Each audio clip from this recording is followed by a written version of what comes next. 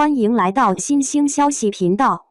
请订阅频道，所以大家不要错过当天最热门的新闻。我们今天的时事通讯包括以下内容：风吹半夏8.4分，赵丽颖的清醒打脸了多少流量小花？它不是带刺的玫瑰，而是有毒的半夏。电视剧《风吹半夏》给观众们奉献了90年代热血波折的钢铁创业历程，也是一个时代的野蛮生长。孙俪之后，赵丽颖算是一位后起之秀了。在采访的时候，面对只眼大女主的质疑，赵丽颖霸气地回应：递来的本子都是这一类，你说怎么整？好的演员不仅需要精湛的演技，还需要审时度势，选择和自己相匹配的，能够让自己提升的剧本。从幸福到万家到风吹半夏，相比较那些舞台红毯上争奇斗艳的女明星，赵丽颖专注于作品，算是一位人间清醒的女演员。她出演的电视剧《风吹半夏》又火了，在豆瓣上21万人打出了8.4分的评价，也成为了她和主演的最好口碑的电视剧，打脸了多少流量小花？故事发生在上个世纪90年代，这个年代是一个野蛮生长的年代。从电视剧本来的名字《野蛮生长》也能够看出来，赵丽颖出演的是一位敢想敢干的女企业家，在一众的男性群像戏中，她白手起家，从一个收废铁的开辟了自己的钢铁产业，成为了一位女强人。很标准的一部大女主戏，电视剧能够脱颖而出，在最重要的原因是讲好了一个商战故事。众所周知，在以往的商战国剧中，大多数信息量都很大，包括了言情、伦理、文化等多方面的元素，但是很多都披着商战的皮在谈恋爱，顾此失彼，好的电视剧却凤毛麟角。而《风吹半夏》算是一部正在的搞事业的剧了。电视剧中也有女主角的感情戏份，但是总体而言都是点到为止的，整体的主线没有偏移。刚开始是双线叙事，1996年，女主角半夏接合作伙伴童潇琪出狱，并且带着她到了酒店，和她一起出差。另外一条线则是5年前，童潇琪回忆了她和半夏认识的过程。当时她妈妈住院了，自己着急着给母亲筹集医药费，她拉着3轮车来到了半夏和小陈的废品收购站。小陈不想帮助童潇琪，但是善良的半夏却选择相信了他，还让他进门，借给他钱。从此，童潇琪就被感动了，加入了他们的生意。3个人都开始成立队伍，做废品生意了，还挣到了第1桶金。许半夏和其他的男性一样，在商场打拼。赵丽颖的出演让人眼前一亮，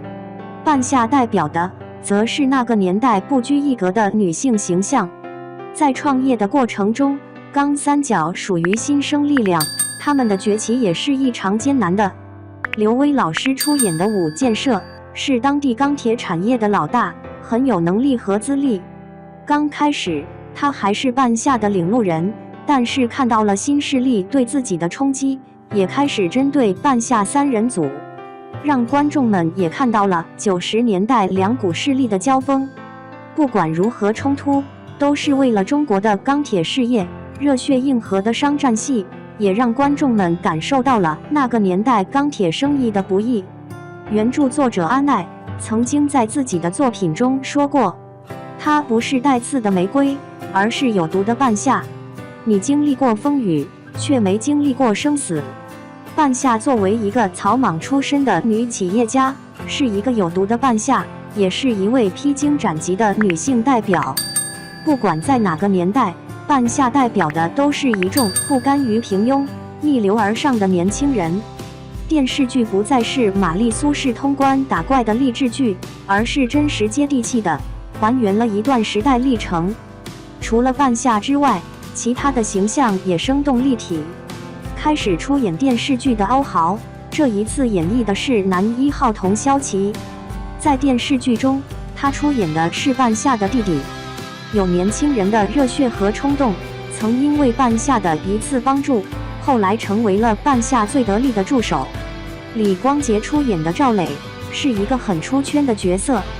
他是一位海归，见识超群，目光长远，后来和半夏相知相爱，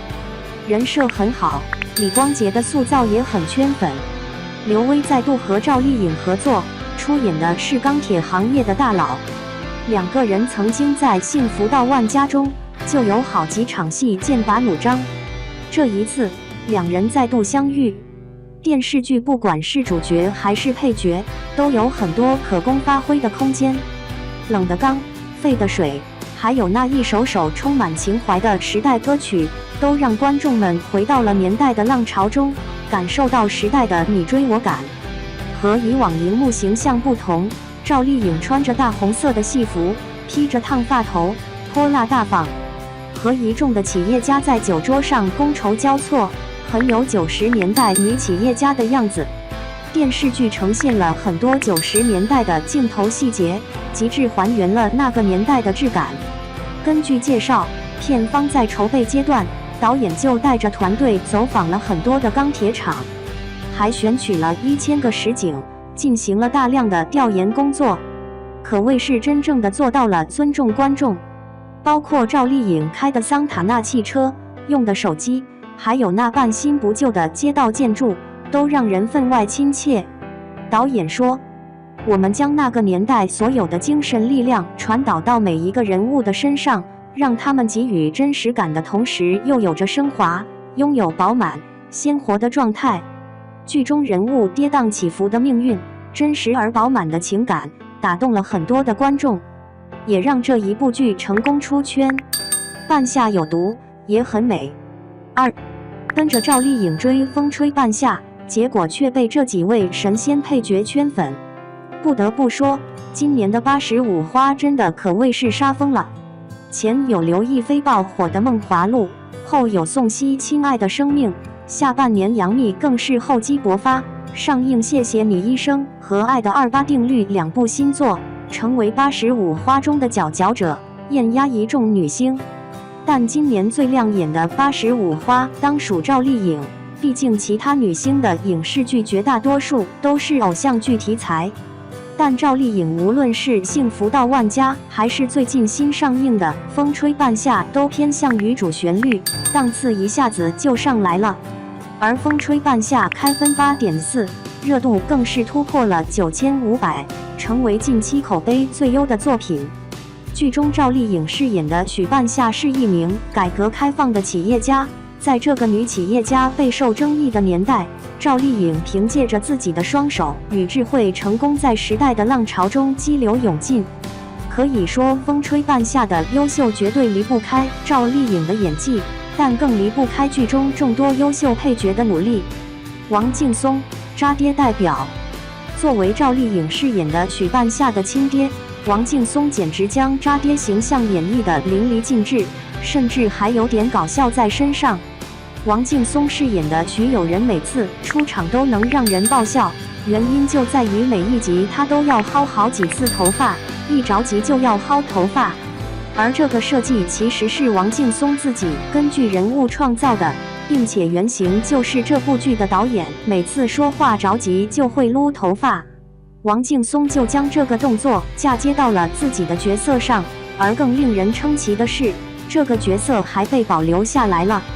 而许有仁也不是省油的灯，能屈能伸，对许半夏伸出援助之手的时候是真的令人感动，但逼着许半夏签订不平等协议，拿出房产证，大闹工厂的时候也是真的令人生气。可以说，能将一个父亲的角色演绎得入木三分，也只有王劲松才能做到了。刘威，大佬代表。提起刘威这个名字，大家可能不太熟悉，但《幸福到万家》中万善堂大家一定熟悉。没错，他就是由刘威扮演的，而《风吹半夏》也是他与赵丽颖的第2次合作。剧中刘威饰演的武建设是钢铁行业的大佬，他与赵丽颖饰演的许半夏存在着一定的利益合作关系，为人刚正，忠贞有余，但能力欠缺。也正是如此，他的钢铁厂才会逐渐没落。一次酒局中，武建设作为组局的人，非常自觉地坐到了主位上，并且客气地招呼大家随意入座。而事实上，酒桌的座位都是有讲究的，大家故作谦让地落座后，把武建设旁边的副座留给了许半夏。当许半夏进入饭局后，一眼就看出了武建设的心思，想让自己成为他的副手。但心高气傲的许半夏并不想成为副手，于是直接大手一挥，让位于末座的秦副总上座。这样的举动虽然摆脱了自己的困境，但无异于打了武建设的脸，只把武建设气得说不出来话，而这也奠定了二人之后分道扬镳的结局。任重，软饭男代表。在风吹半夏中，任重饰演的冯玉表面上是一个风光无限的老总，但实际上却是一个渣男。明明是靠女人发家的软饭男，成功后反而对妻子不屑一顾。剧中，冯玉每次出场就宝儿宝儿的叫，但这个宝不是老婆也不是女儿，而是自己包养的小三，随随便便就能豪掷几万块钱给小三买包。后来冯玉的厂子面临危机，小三不离不弃，把他送的项链和包什么的都卖了，凑了几万块钱给了冯玉。虽然是羊毛出在羊身上，但依旧让冯玉感动得痛哭流涕。说实话，这样良心的小三也是头一回见。